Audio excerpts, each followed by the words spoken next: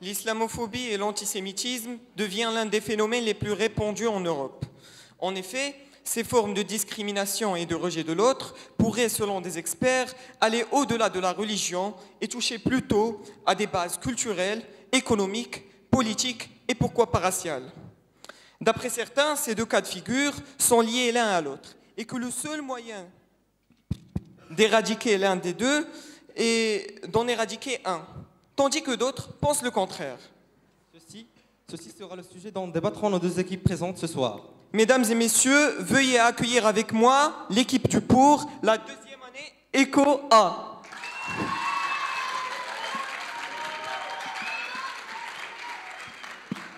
Et maintenant, veuillez applaudir avec moi la deuxième science physique A. Sans oublier notre cher jury qui se compose de Monsieur Ouhdou, Madame l'Iraqi et Monsieur Nizar Talal. Maintenant, mesdames et messieurs, place aux règles du débat. Les interventions se font respectivement et à tour de rôle et doivent durer 1 minute au minimum. 2 interventions successives de la même équipe ne doivent pas avoir lieu. Les interventions doivent être faites de manière correcte, évitant toute vulgarité, sarcasme déplacé ou autre forme d'irrespect. Il faut respecter le temps réparti pour chaque équipe, ce qui est 20 minutes. Et maintenant, les règles de l'audience. L'audience est tenue de respecter les débatteurs. Pour ce faire, il faut respecter les règles ci-près. Maintenir le silence, le calme et le respect dans la salle. Ne pas applaudir qu'à la fin de chaque intervention, de manière courtoise et en évitant les sifflements, les hurlements et toute autre forme d'irrespect.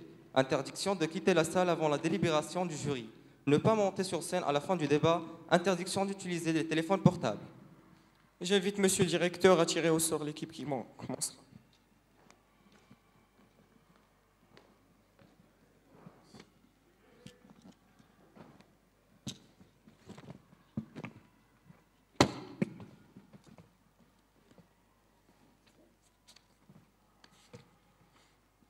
Et ça sera la deuxième année sciences physique A.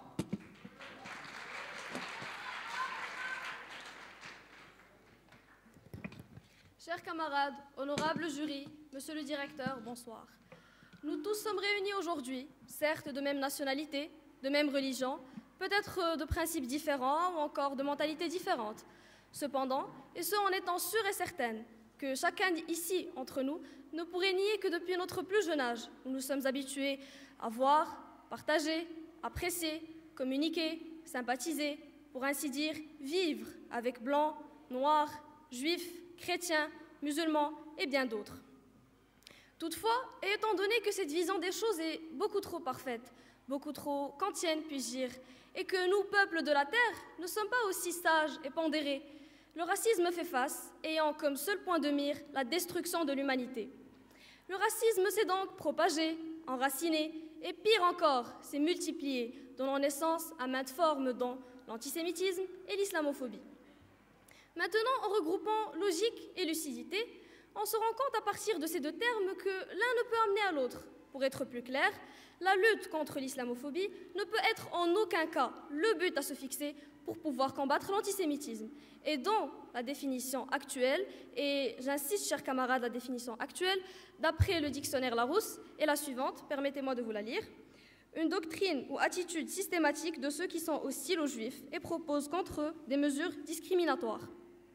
Bien, partant de ce postulat, lier la lutte contre l'islamophobie à la lutte contre l'antisémitisme engendre une polémique qui, à vrai dire, n'a pas lieu d'être. Et comme l'a si bien dit Tariq Ramadan, il ne faut pas comparer les racismes, il faut simplement les déplorer et lutter contre. Pourquoi? Eh bien, simplement parce que chaque forme de racisme a des spécificités bien à elle, et on ne peut guère assimiler une dont l'existence revient à une peur du terrorisme généralisé contre tous les musulmans, à une autre dont l'existence revient à l'époque de la Deuxième Guerre mondiale et qui fut reconnue en tant que haine gratuite envers les Juifs, et ce indépendamment de leur religion. Ce serait par ailleurs une assimilation fausse et une confusion dans la compréhension des termes. Maintenant, j'aimerais vous poser une question et j'aimerais aussi avoir une réponse pertinente de votre part. Pourquoi lier précisément la lutte contre l'islamophobie à celle contre l'antisémitisme? Ni les causes, ni l'époque historique de l'apparition, ni, disons, le degré de progression, ni la vision des habitants de l'Europe ne sont semblables ou du moins n'ont aucune relation cause-conséquence. Comment alors expliquerez-vous ce constat? Merci.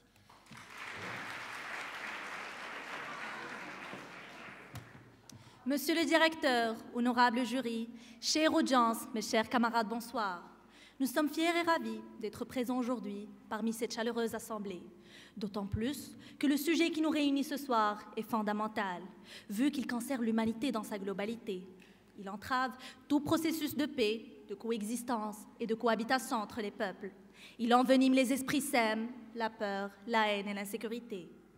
Or, on constate que l'on aborde ce problème partout dans le monde occidental de manière partiale et injuste.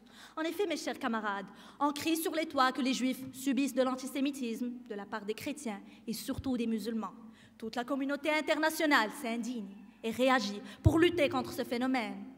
D'une autre part, la communauté musulmane souffre de plus en plus atrocement d'un phénomène qui ne cesse de prendre de l'ampleur, alors que les communautés occidentales, au lieu de lutter contre les persécutions des musulmans, les accusent de tous les maux de la terre.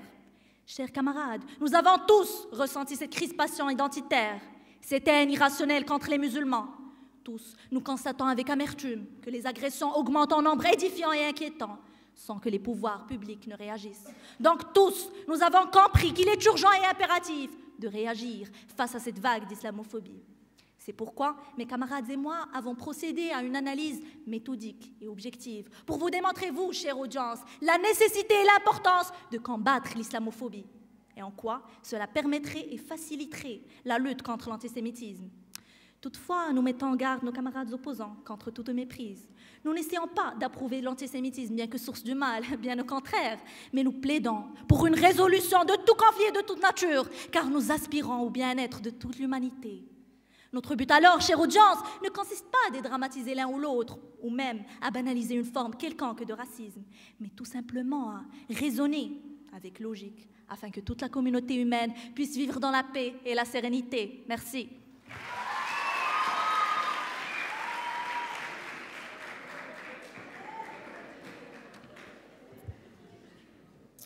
Bonsoir. Je me demande, chers opposants, pourquoi on lie le combat de l'antisémitisme à celui de l'islamophobie, alors que les origines de ces deux phénomènes qui se sont propagés en Europe sont totalement différentes. Mais ce que vous ignorez peut-être, chers camarades, c'est que l'islamophobie n'existait pas quand Hitler a ordonné le génocide ou ce crime contre l'humanité, ou plutôt contre les Juifs. Et voilà, laissez-moi vous dire que l'islamophobie est à la mode dans les pays occidentaux ou européens. Oui, chère audience, l'islamophobie est à la mode.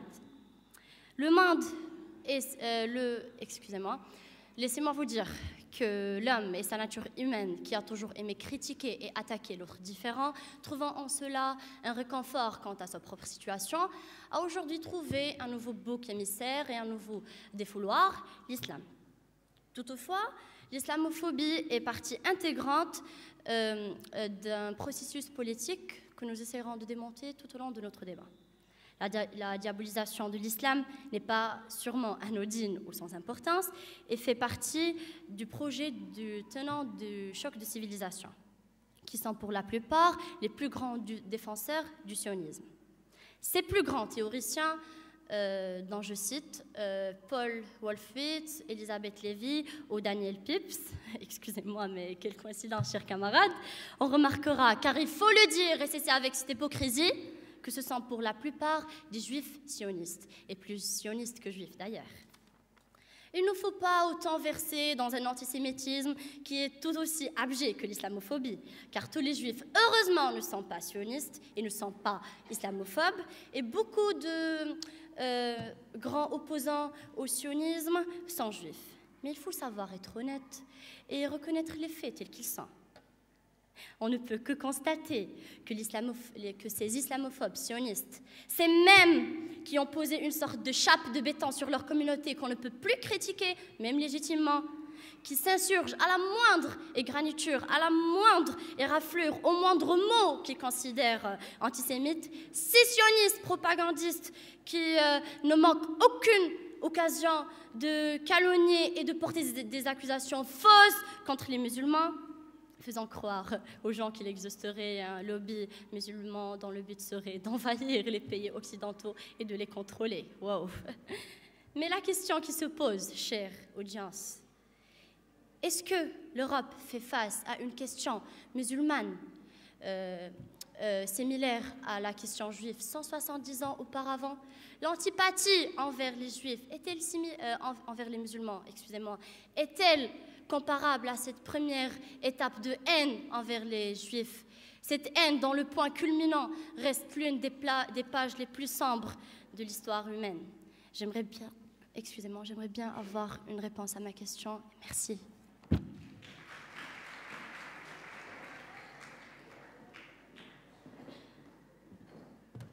Chers camarades, pour répondre à votre première intervention, tout d'abord, on ne compare pas deux formes de racisme, puisque fin de compte, c'est la même forme, c'est-à-dire la discrimination à cause de la religion. Et puis, vous qui dites que pour passer par la lutte contre l'antisémitisme, on n'est pas obligé de passer par le combat de l'islamophobie. Et vous qui dites aussi qu'il n'y a pas de lien historique.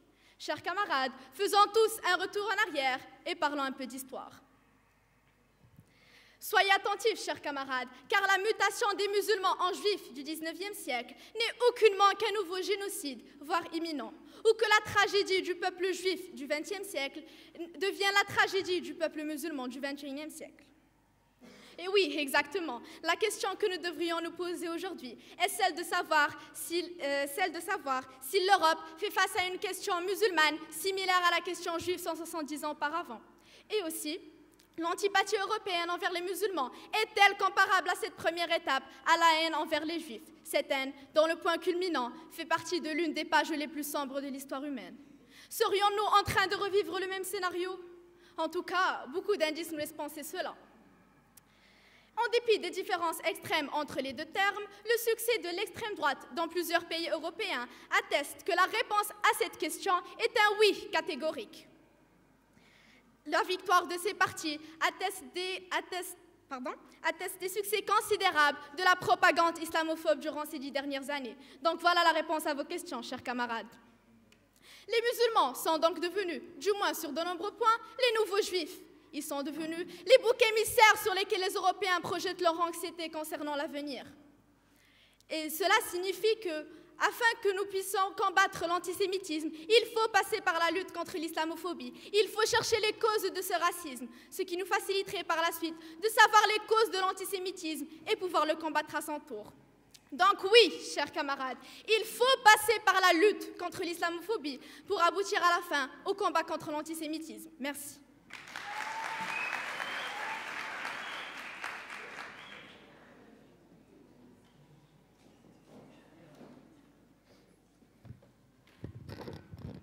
Chère audience, je vous avoue être resté assez perplexe devant ce sujet, puisque l'antisémitisme est défini de nos jours comme une sorte d'antijudaïsme. Et je ne vois d'ailleurs toujours pas le rapport entre la lutte contre une islamophobie, qui est une forme de peur et de racisme assez récente en Europe, et le combat contre l'antijudaïsme, qui lui est enraciné dans le continent européen depuis le XVe siècle, et dont nous ne pouvons nier l'existence même aujourd'hui, puisque l'Europe fait face à une vague d'antisémitisme puissante, multiforme et diversifiée. L'analyse doit être faite sans amalgame et sans minimiser la gravité de la situation. Parce que, certes, ce n'est pas la première vague antisémite en Europe, puisque c'est en Europe et sous les auspices de l'antijudaïsme catholique qu'a été forgé le terme et concept de ghetto, la rouelle, l'étoile jaune, les massacres, la conversion forcée, l'Inquisition. C'est en Europe qu'est né l'antisémitisme moderne. C'est en Europe qu'a été propagé le protocole des sages de Jérusalem. C'est en Europe et au nom de l'Europe qu'a eu lieu le génocide nazi, avec la collaboration de tous les pays et partis qui voulaient une Europe nouvelle.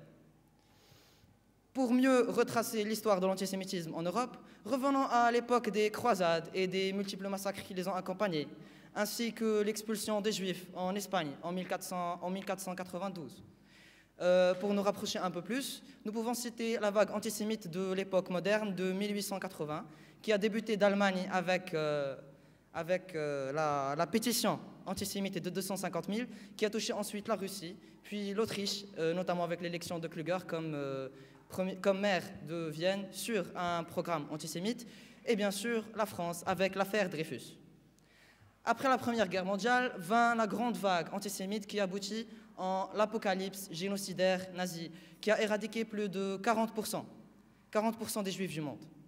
Même après le cataclysme nazi, l'antisémisme a continué en Europe, notamment en 1946 avec la purge stalinienne, puis en 1950 en Pologne, sans oublier les graffitis néo-nazis des années 1959 jusqu'aux années 1960. Aucune de ces vagues, même les plus modernes, n'était spontanée. Elles étaient toutes le fruit d'activités politiques qui s'y basaient sur des forces réactionnaires. La nouveauté de la situation actuelle est que dans la plupart des pays européens actuels, on trouve la répartition des faits suivantes. Le cadre politique et les thèmes de propagande, notamment négationnistes, sont issus de l'extrême droite. Les chambres à gaz sont un détail de l'histoire, proclame Le Pen. En plus de ça, les partisans de l'extrême droite profanent des cimetières juifs, sans oublier les courriels menaçants qu'ils envoient aux institutions juives. Les antisémites européens sont devenus de vraies vedettes dans les pays musulmans et arabes. On retrouve aujourd'hui en Europe un discours antisémite bien structuré chez des partis politiques qui font partie de l'extrême droite et qui se font rebaptiser les populistes et qui ont fait pourtant des percées importantes. À intervalles réguliers, des personnalités propagent et encouragent cet antisémitisme en Europe. L'exemple le plus connu est celui de l'abbé Pierre, qui a accumulé plusieurs discours antisémites et anti-juifs, et ça n'a touché en rien sa popularité.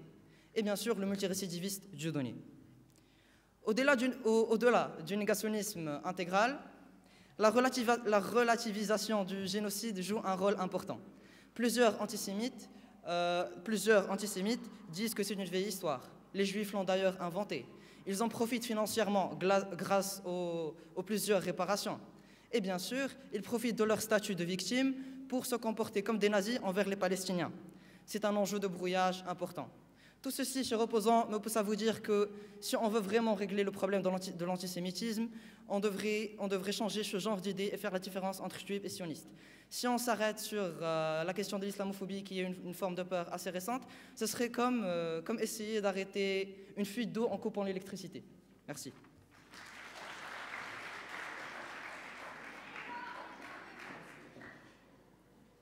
Bonsoir. Chers camarades, déjà pour répondre à votre intervention, on n'essaye pas de lutter contre eux. On ne compare pas deux formes de racisme, mais on essaye de lutter contre l'une en passant par l'autre. Et, chers camarades, si vous n'arrivez pas à saisir l'étroite relation et le rapport de cause à conséquence entre l'islamophobie et l'antisémitisme, ce qui vous a induit en erreur, et par là même à refuser, ou plutôt à tenter de refuser d'admettre que la lutte contre l'antisémitisme serait vaine sans la lutte contre l'islamophobie, je pense qu'il vous serait impossible d'avancer une autre thèse capable de donner logique à notre débat. Mais voyons, il faut être un peu plus réaliste. Mis à part les raisons politiques, économiques et stratégiques, il y a les conflits d'ordre culturel. Mais les plus graves, ce sont ceux d'ordre religieux, ethnique et racial. Notre sujet aujourd'hui est la conséquence de conflits factices créés pour consolider le pouvoir illégitime d'un État sioniste, pour rallier la communauté internationale et se permettre de perpétrer son crime odieux envers le peuple palestinien.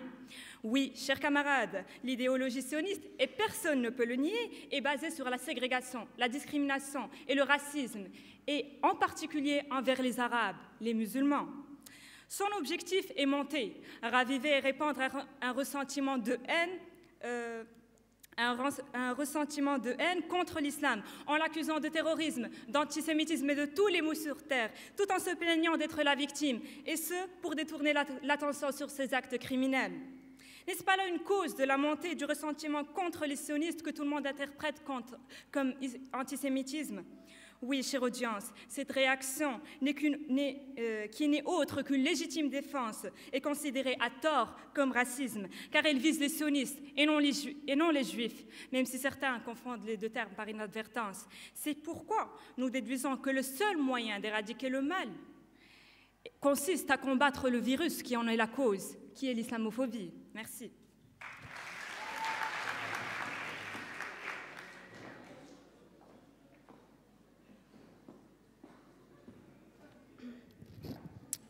Bonsoir.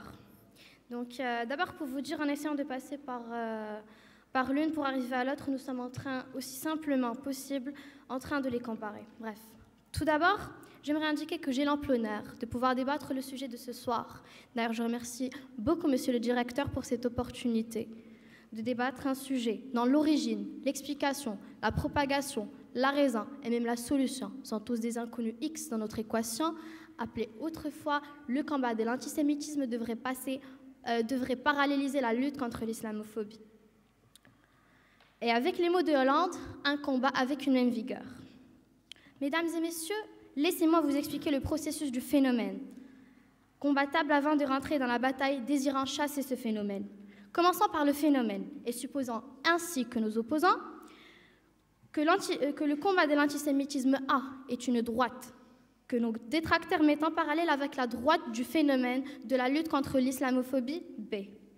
Pour nous faire arriver à la liaison entre ces deux droites et au point commun entre elles. Alors, deux droites en parallèle qui ont des points communs et qui se rallient. D'accord, je respecte. En rappelant que deux droites en parallèle sont deux droites distinctes et qu'elles n'ont aucun point en commun. Donc, je corrige l'erreur.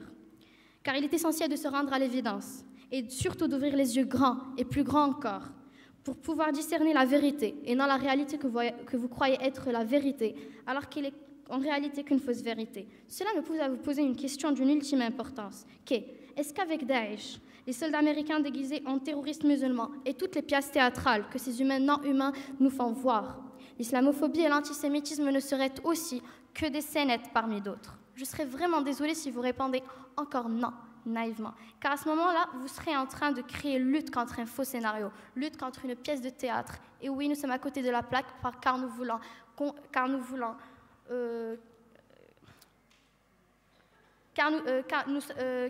guérir les maux d'estomac en passant par la guérison d'une courbature. Mais nous voulons juste savoir, mes chers opposants, sur quoi allons-nous parler avec vous au juste? Est-ce la guérison d'un organe en passant par la guérison d'un autre organe ou sur votre défense pour la belle scénette? Merci d'avance.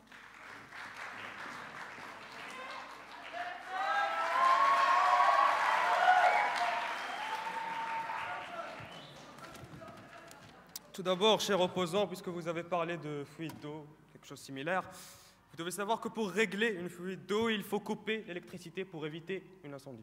Passons. Mesdames et messieurs, honorables jurys, chers opposants, bonjour. À la minute où tu crois que tu t'en es sorti, la catastrophe pointe son nez. Telle, mesdames et messieurs, est la situation de l'Europe aujourd'hui. Alors que le vieux continent pensait en avoir fini avec le chapitre d'Hitler et les pratiques antisémites intensifiées à cette époque-là, il s'est avéré, 70 ans plus tard, que l'antisémitisme existe toujours au sein de la société européenne. Mais pire, aujourd'hui, mesdames et messieurs, il est accompagné de l'islamophobie, issue généralement des vagues d'immigration provenant de pays à connotation musulmane. Oui, chers camarades, cela fait bien 70 ans que les gouvernements européens, un par un, essayent de combattre l'antisémitisme une fois pour toutes. Résultat, devinez, la situation stagne. Rien n'a changé. N'est-ce pas cruel? N'est-ce pas cruel dans une société qui se décrit comme étant un continent qui respecte l'être humain, l'humain, peu importe sa race, sa religion, son ethnie? N'est-ce pas là peut-être, mesdames et messieurs, le moment idéal d'adopter une nouvelle stratégie planifiée qui pourrait peut-être aboutir à des résultats fructueux? Maintenant, chère audience, je vais vous demander d'imaginer une Europe homogène dans sa diversité. Une Europe où musulmans, juifs, chrétiens, bouddhistes, athées, ou même quelqu'un qui prie pour une vache, une pierre ou un micro, puissent vivre et puissent être jugés, mesdames et messieurs, par rapport à son degré d'humanisme, son humanité, et non par rapport à sa religion, sa race, sa provenance. Je peux vous garantir, chère audience, que tout au long de ce débat, vous aurez affaire à deux équipes extrêmement différentes. Deux équipes totalement opposés. À titre d'exemple, à ma droite, se trouve une équipe qui défend une idée, qui pourrait, croyez-moi, sauver tout un continent. Cette réflexion, mesdames et messieurs, consiste à lutter contre l'antisémitisme par l'intermédiaire de l'islamophobie. Par contre, à ma gauche, se trouvent 4 personnes qui critiquent pour critiquer, 4 personnes qui parlent pour parler, 4 personnes qui n'avancent aucun argument pertinent et ne proposent aucune solution valable, crédible ou ultérieure à ce problème-là. Ceci dit, je vais conclure mon intervention par une citation du célèbre islamologue Tariq Ramadan, qui est d'ailleurs le mieux placé pour parler de ce sujet. Je cite: « Critiquer pour détruire est aisé, mais penser pour construire est nettement plus difficile à réaliser. » Merci beaucoup.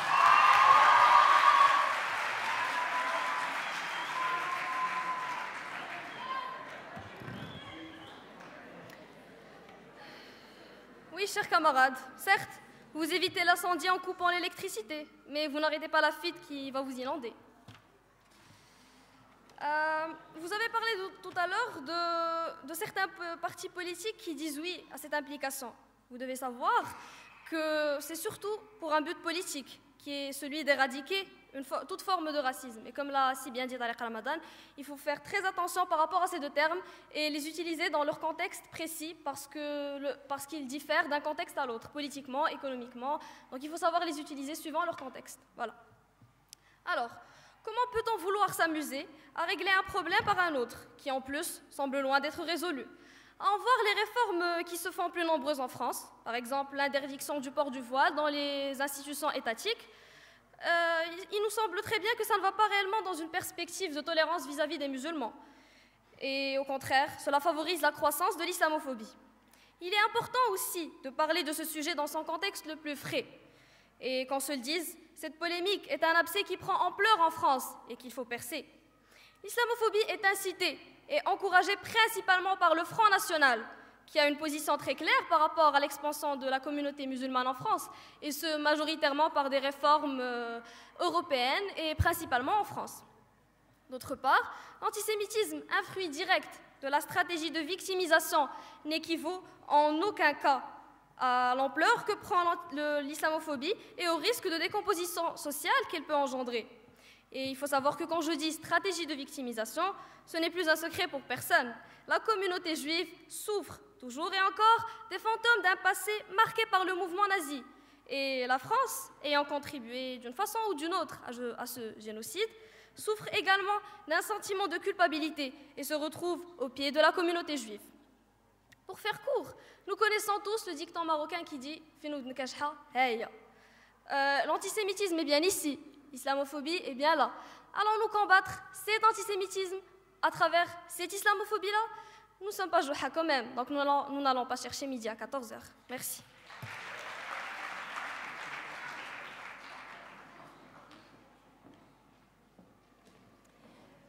Chers camarades, alors je crois que vous pensez que nous favorisons la lutte contre l'islamophobie et négligeons celle contre l'antisémitisme. Je le dis haut et fort, non, nous sommes loin de faire cela. Notre but est de combattre l'antisémitisme en passant par l'islamophobie et pas autre chose. Chers camarades, et puis si on veut être cohérent dans la lutte contre les différentes formes de racisme ou de ségrégation en général, et en focalisant sur ces deux phénomènes pour être plus précis, il ne faut pas privilégier l'une par rapport à l'autre, ni occulter l'une pour mieux mettre en valeur l'autre. Nos valeurs et nos convictions que nous tenons à cœur consistent à combattre tous les maux qui visent à semer la discorde et la haine, et nous ne pouvons en aucun cas enfreindre à cela. Vous qui parlez de France, ou je ne sais pas, donc parlons en Europe. Alors toutefois, chers camarades, devant un pourcentage de 0,22% de juifs, nous trouvons un pourcentage de 7% de musulmans parmi la population européenne. Alors il est clair pour toute personne logique que le vrai problème se pose de loin plus chez les musulmans que chez les juifs. Et en revenant à la situation de lutte contre l'une ou l'autre, il est clair aussi que vous êtes clairement en train de lutter contre une forme de racisme qui est minuscule devant le vrai problème, qui est l'islamophobie, qui chaque jour connaît des agressions, des meurtres parfois aussi, et de la discrimination permanente envers les milliers de musulmans résidant en Europe. S'il est vrai que cette réaction hostile est due à un amalgame, puisqu'on confond islam et extrémisme, musulmans et islamistes, comme qu'enfants juifs et sionistes d'ailleurs. Alors n'est-il pas inadmissible de la part de ces pays qui se veulent développer, civiliser et cultiver à chercher d'éclairer leur population? Ne devrait-il pas œuvrer pour une paix globale entre tous les citoyens du monde, eux qui plaident pour la mondialisation et l'universalisme? Ne se rendent-ils pas compte que pour y parvenir, ils doivent d'abord passer par le fléau le plus menaçant et le plus dangereux afin de combattre l'antisémitisme? Chère audience, une part non négligeable de la responsabilité incombe aussi aux pays musulmans le devoir d'éclairer le monde sur l'islam et ses valeurs humaines et pacifistes. Il nous revient de participer pour dissiper tout amalgame, afin de présenter notre religion, reconnue par les non-musulmans eux-mêmes comme étant la meilleure constitution qui existe, renfermant les valeurs les plus appréciables. Ainsi, et en réglant le problème de l'islamophobie, il serait plus qu'aisé de combattre l'antisémitisme. Merci.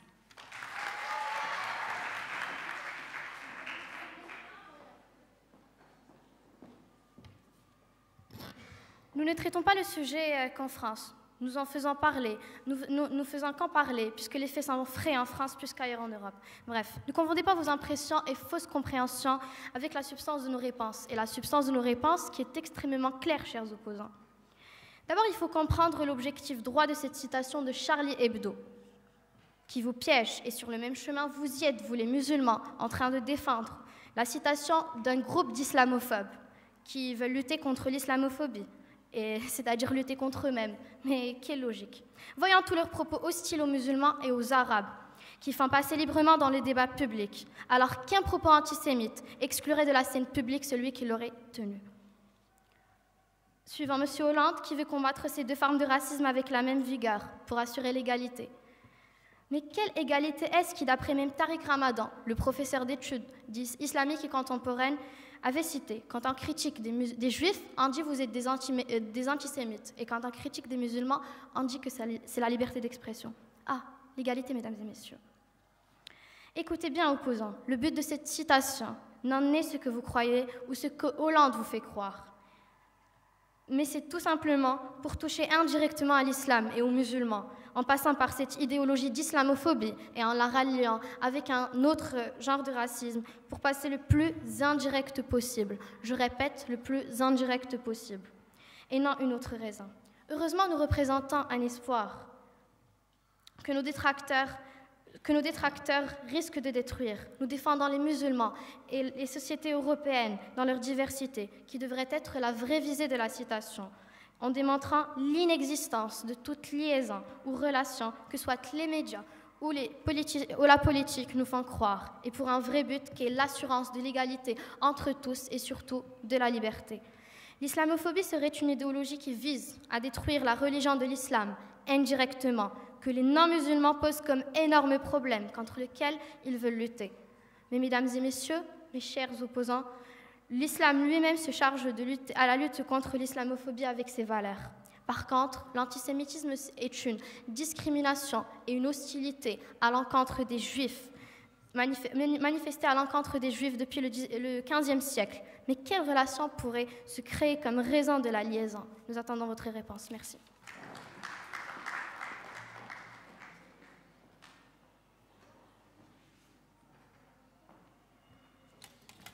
Chers opposants, nous avons d'ores et déjà mentionné le fait que nous ne privilégions en aucun cas l'un par rapport à l'autre. Nous essayons tout simplement de procéder à l'irradiation de ce fléau avec logique. Passons.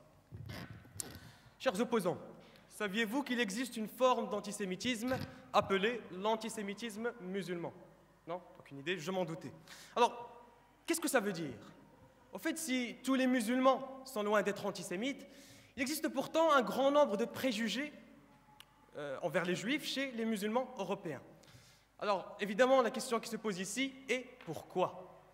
En effet, il existe plusieurs explications pour cela, notamment le fait que l'antisionisme, à savoir la haine envers l'État d'Israël, s'est converti chez certains musulmans en antisémitisme.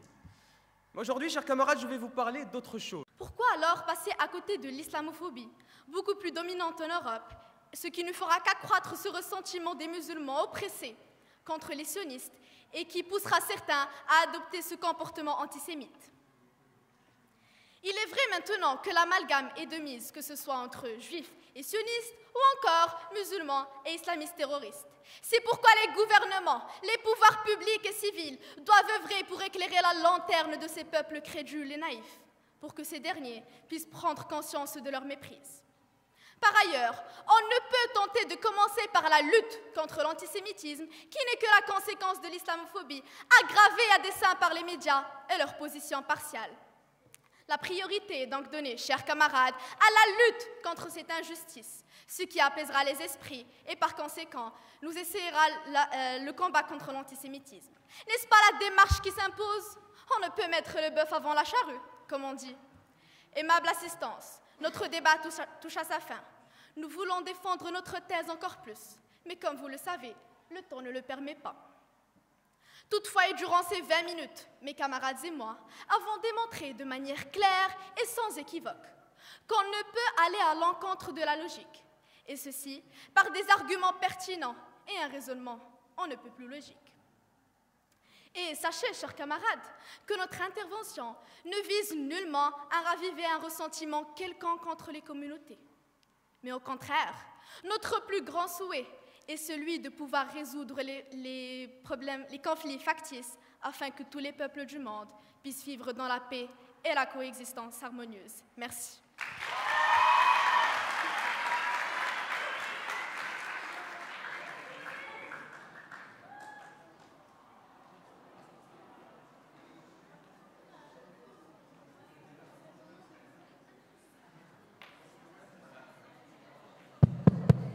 J'invite le jury à les délibérer.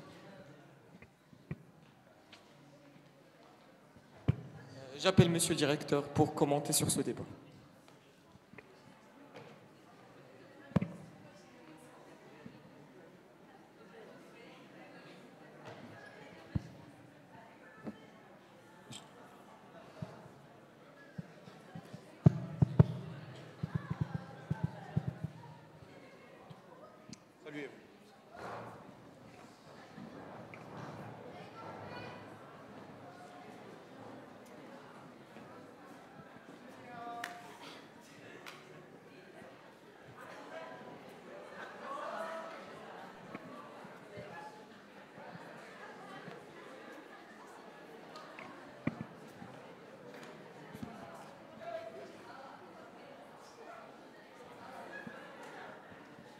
C'est bon aujourd'hui.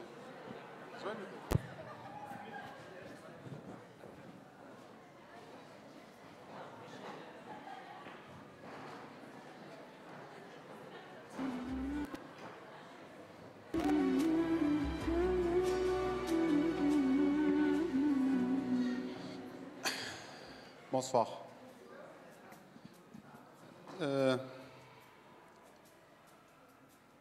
Je crois qu'aujourd'hui, nous avons retrouvé cette flamme qui nous manque tant dans les débats. Parfois parce que dans certains débats, ils sont peut-être par certaines équipes bâclés, mais aujourd'hui, on voit qu'il y a eu un travail de fond qui a été fait. Et ça m'a fait énormément plaisir que de voir la plupart d'entre vous se détacher de leurs feuilles et parler librement parce qu'ils croyaient à ce qu'ils disaient et ça se voyait au niveau de la manière dont ils prenaient la parole. Et ça, c'est ce que nous recherchons, c'est magnifique, bravo. Je vous félicite, vous pouvez les applaudir.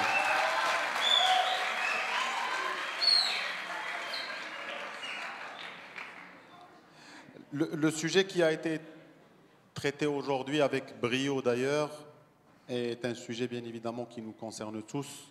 Je suis un petit peu malheureux par rapport à l'interruption qu'il y a eu d'électricité parce que malheureusement l'enregistrement s'est arrêté aussi à ce moment-là et donc nous perdons une bonne partie du débat vers la fin. Nous avons pu récupérer, nous allons essayer de récupérer le maximum du débat pour l'histoire et pour la prospérité. Mais ce que j'espère, c'est que les valeurs qui ont été défendues aujourd'hui, parce que aussi bien par l'équipe du pour que par l'équipe du contre, les deux équipes ont pratiquement défendu la même chose, sauf qu'ils l'ont fait différemment. Certains disaient qu'il fallait le faire en parallèle, d'autres disaient qu'il fallait le faire d'une manière conjointe, pas nécessairement en parallèle, et que ça se rejoignait, que ça passait peut-être aussi, c'est la thèse qu'ils ont dû défendre par d'abord l'islamophobie, et c'est ça qui va ouvrir les yeux sur l'antisémitisme en même temps, mais l'idée qui a été défendue par les uns et les autres, c'est la lutte contre toute forme de racisme liée à l'appartenance à une religion ou une autre. Et ça, c'est extrêmement important, il ne faut jamais l'oublier. La plupart d'entre vous vont être amenés à continuer leurs études ailleurs. Bon, maintenant, nous vivons dans une société effectivement à majorité musulmane, mais la plupart d'entre vous vont peut-être aller en Europe ou ailleurs et vous allez devoir côtoyer d'autres gens, d'autres religions, d'autres croyances. Il ne faut jamais croire que les uns sont meilleurs que les autres. On est égaux dans l'humanité et ça, il ne faut jamais l'oublier. Il faut être ouvert d'esprit et pouvoir accepter l'autre pour pouvoir aussi être accepté par l'autre. Et si on ne retire que cette leçon à travers le débat d'aujourd'hui, c'est déjà ça de gagner. C'est un petit peu dommage que l'un d'entre vous va devoir perdre, mais bon, M. Lézard le rappellera tout à l'heure, il y aura toujours la série B, ça veut dire que de toute façon, même l'équipe qui ne passe pas aujourd'hui continue dans la course des débats et dans la compétition des débats jusqu'au bout, avec une autre chance en série B, avec une grande finale prévue vers la fin du mois d'avril. De toute façon, le calendrier est affiché et connu. Voilà, bonne chance pour les deux équipes et que le meilleur gagne.